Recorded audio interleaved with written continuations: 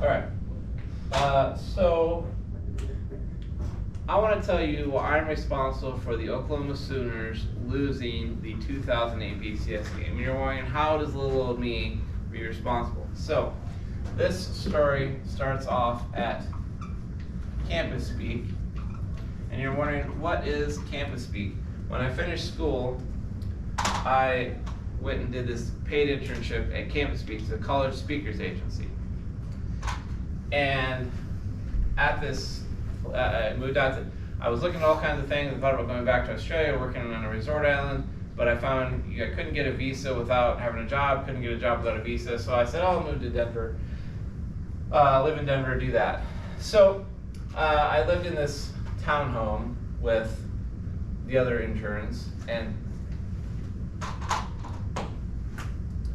it was Jennifer, who was from North Carolina or New Jersey, however you want to look at it. There was Leanne, who was from California, and I don't particularly like people from California, and she fit all the California stereotypes. And then there was Thorne, whose actual name was Anthony, but he liked to tell us his stripper name was Thorn Daddy. And Thorne, whatever. But I wasn't really friends with Leanne, and I wasn't really friends with Thorne, but I became friends with Jen, partially because we both had the same plan. We were going to go back to graduate school.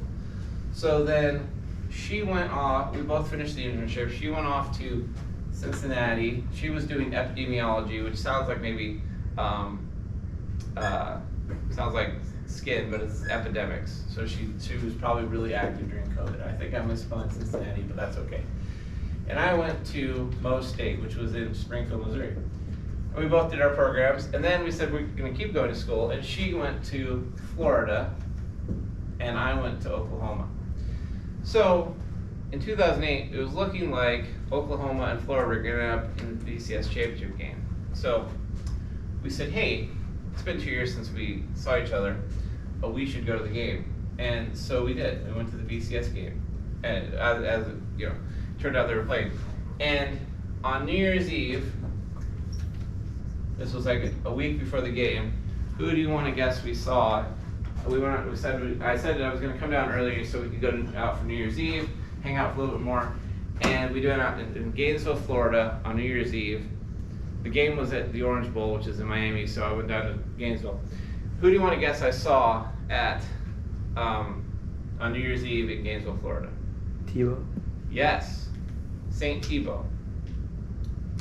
And this is Jen with St. Tebow.